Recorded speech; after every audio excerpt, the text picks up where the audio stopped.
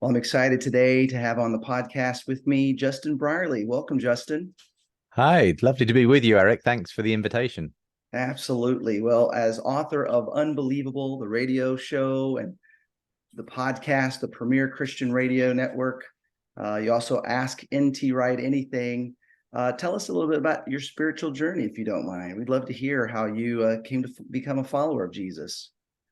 Well, I was fortunate to be raised in a Christian family, though just being raised in a Christian family doesn't obviously make someone a Christian. And I guess I found my faith in my mid to late teens. That was through a youth group, especially a youth pastor who helped to move things along for me. And yeah, I'd say it was a very sort of, in a sense, quite an experiential faith. It was something where I just, I had a particular weekend when I went to a church youth camp where it all kind of came together for me in a kind of very significant way. And I could almost pinpoint, that being the moment when I really got serious about faith and when things came together.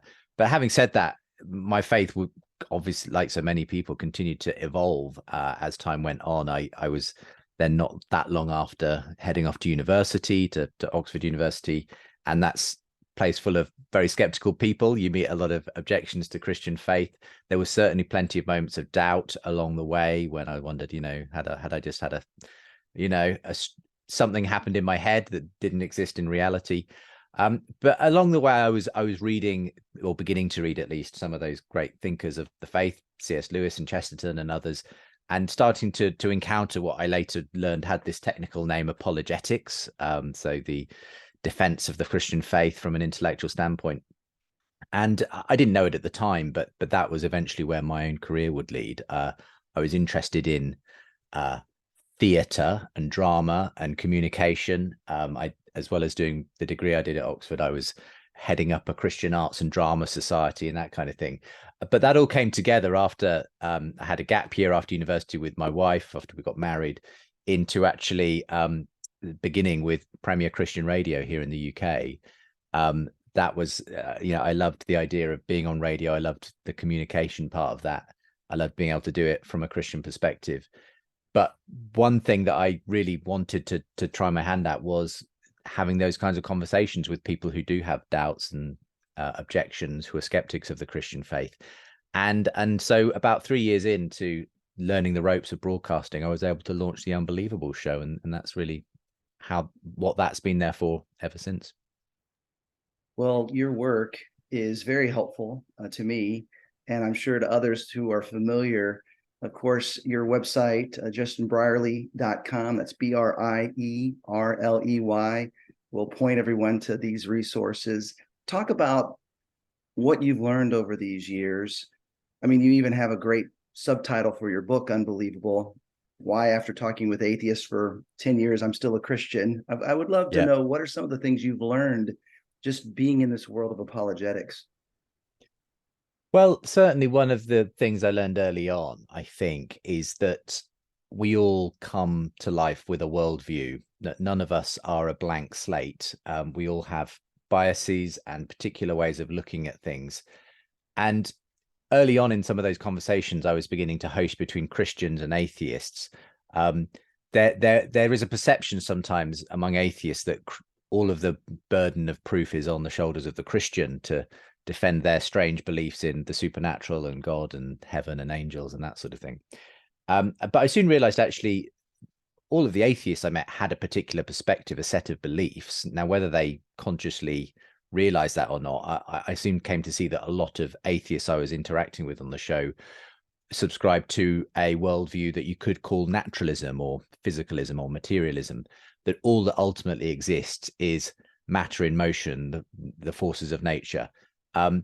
But that is a way of looking at the world, and it has a certain number of consequences. It means that ultimately there's no ultimate overriding purpose to the universe, that we really don't know where it came from or where it's going, that ultimately many of the things that are the most meaningful for human beings, whether it be truth, love, beauty, right, wrong, morality, they're actually illusions, really, because ultimately it can all be boiled down to chemistry and electrons. And so it was interesting in the process of doing that, coming to see that there are basically different worldviews and different ways of looking at the same world around us. And that I'm an atheist, a skeptic, needs just as much to be willing to make a defense of their particular perspective as the Christian does of theirs.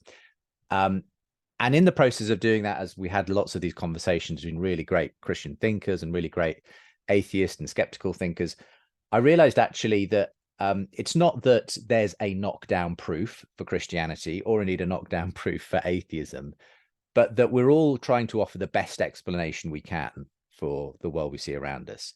And what I ultimately came down to, and what the book really hinges on, is what is the better explanation of the universe we see around us, life as we experience it, history as it's revealed to us. Is it the atheist worldview, naturalism, or is the Christian worldview the better explanation? And when you bring all of those things together, although there is still much mystery and questions and doubts that remain, I've always found the Christian worldview to just be the better explanation. It makes more sense of all of the data that I see in front of me. I accept my atheist friends often see it differently, but that's kind of where I landed, and that's sort of where, the main lesson I'd say I took from that book.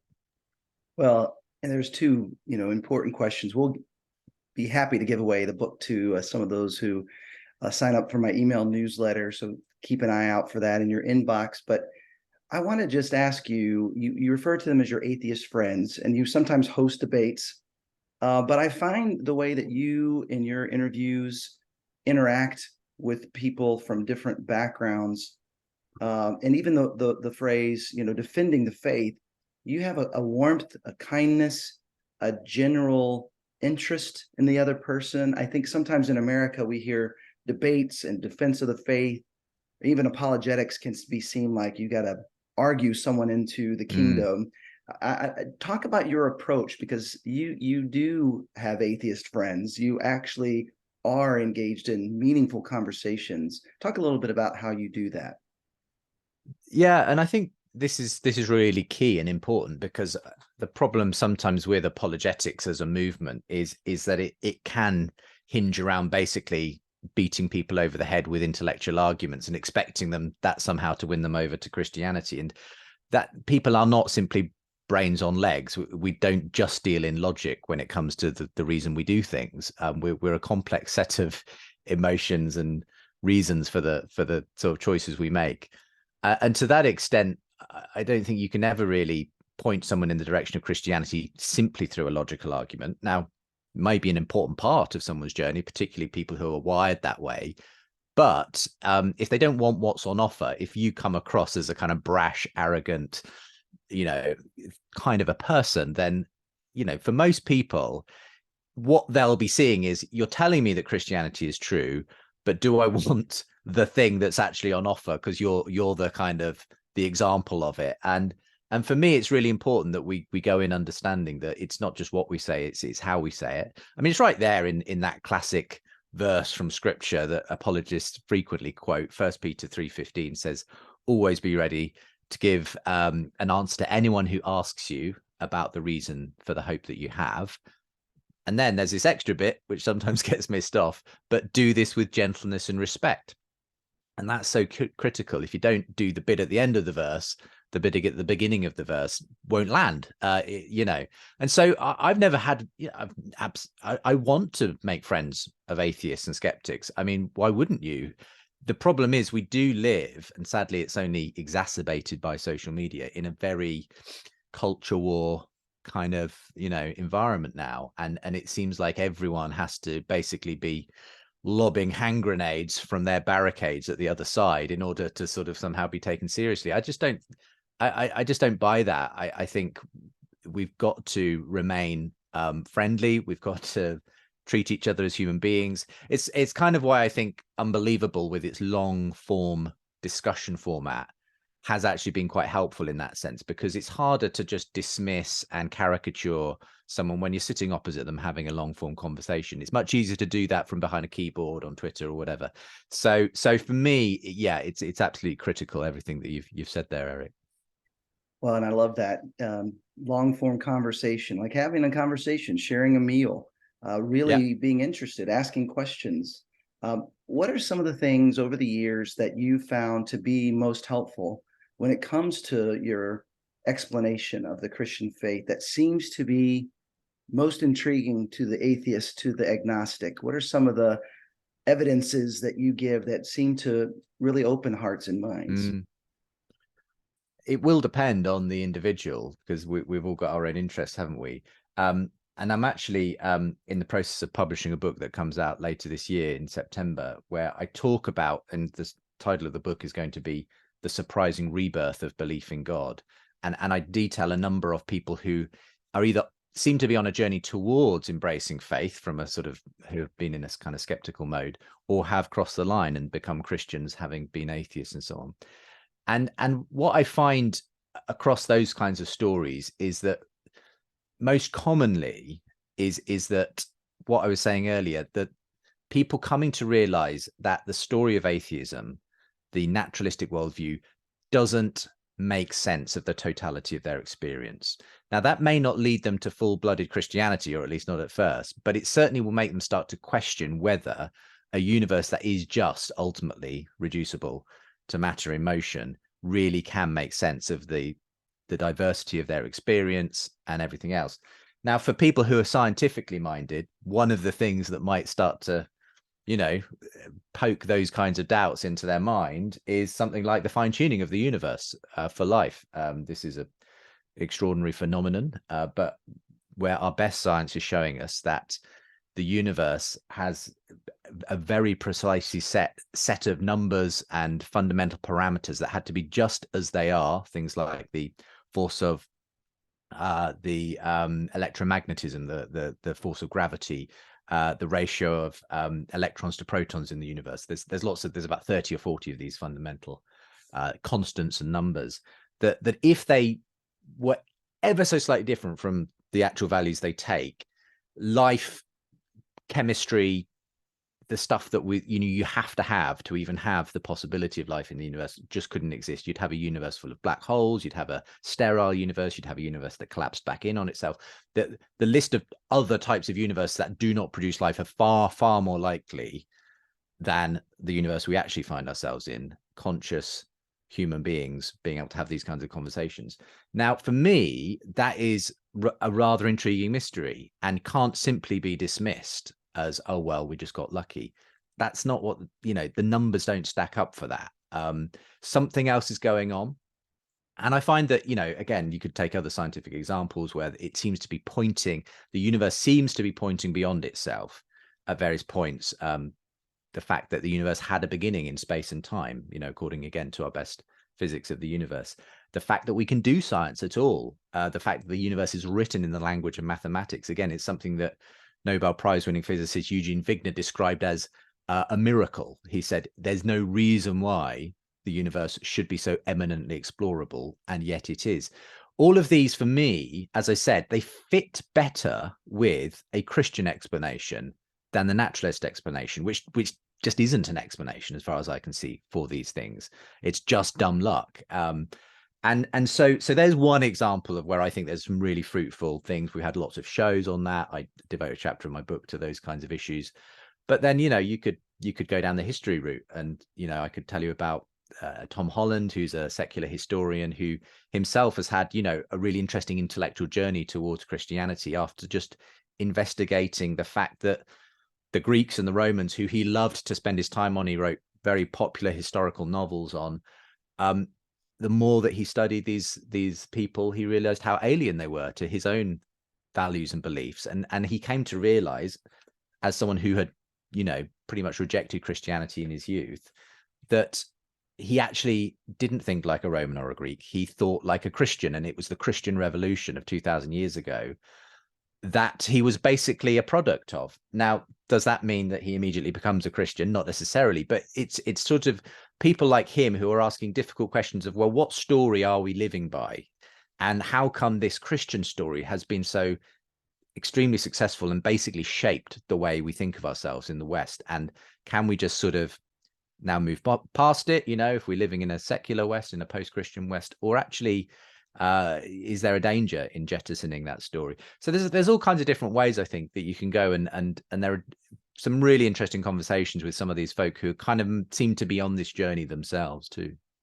Your approach is much more like Paul in Mars Hill than Paul in Berea, for example. Yep. I mean, you're quoting scientists as Paul quoted poets. Paul pointed out their unknown God. I think oftentimes people who have a real love for the scriptures and a defense of the gospel sort of mentality, their argument would be, well, the Bible says this, and you're talking with people who don't believe the Bible. Being in the UK, you're in a post-Christian world. I use that term for this podcast for a lot of the work that I do, just because of my work in Seattle and Los Angeles and Austin. But Austin has, 13% of people go to church. That's more in tune with Europe than Dallas, which might have 70 to 80%. But in England, it's probably less than 2%. Talk about what, and I would say we probably have young adults who rejected faith of their parents. You have grandparents who rejected the faith of their great grandparents. But talk about what it's like to navigate as a husband, a father, a follower of Jesus in a more post-Christian world. Talk about that for a moment, if you will. And I've often heard this, and I think it's true that the UK in a way is further down that post-Christian route than the US, and so maybe some of what we're experiencing, seeing here is yet to happen in the US. There are big differences, though. Having said that, we've got very different histories, and the way in which our churches, grew, and the culture that exists. I've increasingly realized that, even as America becomes more post-Christian itself, you look at the statistics, there's, lots of Gen Z and millennials now ticking the nun box and so on. There's still this different kind of dynamic in the US, where it was founded on, to a large extent, on those Pilgrim Fathers who went over. There's a kind of a religiosity that's more baked in, I think, in a funny way than in the UK, arguably. But yeah, here in the UK, we are definitely, a long way down that post-Christian story. Yet even in that, even in the midst of the fact that, the last census results at the end of last year showed that less than half the population now describe themselves as Christian. And obviously It's only a tiny proportion of that actually attend church with any regularity. It's interesting. You don't necessarily see that equates to lots of people now calling themselves atheist either. If you looked at the number of people who actually said, well, I'm an out and out atheist, it's still relatively small. It hasn't changed an awful lot. There's a lot of people now who I think might wear a label like, well, I'm open to spirituality, but I'm not religious. There are people who maybe just haven't thought about it, who are just sort of bumbling along as a sort of agnostic of some kind, and may not even have, thought of that label for themselves. So it's not as though, it's not exactly the country's become anti-Christian either. The new atheism, in a way, was a very specific movement that the bubble kind of burst on it, if I'm honest, a few years ago. It sort of lost its pizzazz and is a bit of a shadow of its former self now. But yeah, I think there's just generally a skepticism generally of organized anything. It's not, church membership and attendance is obviously down, but so is political membership. So are all kinds of social things, culturally, that people, are more individualistic. They kind of want to keep to themselves. We're less connected with each other than we used to be because of technology, ironically, and all of that. So there's lots of things going on in the mix, and I don't want to say it's just one thing that's kind of creating this. However, whereas other people maybe get quite pessimistic and gloomy and doomy about, the fact that we've seen this downward trajectory in church going and people calling themselves Christian in the UK, I'm just absolutely positive that this is not the end of the story. We have seen, things come and go in the history of the West many times. We've seen revivals followed by people falling away and, dead tradition replacing the living faith of a previous generation. And then something new happens, and, the Wesleys and the Whitfields come along, and you never know what's around the corner. And as I've had lots of these conversations, especially in more recent years, I've seen the way in which a lot of people are absolutely unsatisfied with the materialist account of reality. It's just not answering any of our deepest questions. People are more depressed, anxious, distracted in our technological age. Even though we've got all these wonders of modern technology, none of them seem to actually answer any of the deepest needs and longings of people. And I think there's just a point at which the church will be ready, as it always has been, with the answer, which is Jesus Christ. It may be a different kind of influx the next time round, the way that we receive the refugees from the meaning crisis and that kind of thing. But I think that, we could be on the cusp of it. I mean, that's actually, again, to plug my next book, it's kind of what the theme of it is, this surprising rebirth of God, of belief in God. I think that we're due for something like that. I don't think people can live on the fumes of the Christian story, which are, without the roots of that, and so I think that the church has a lot to do in helping to make itself ready for that. But I think people can't survive on atheistic naturalism, secularism for all that much longer.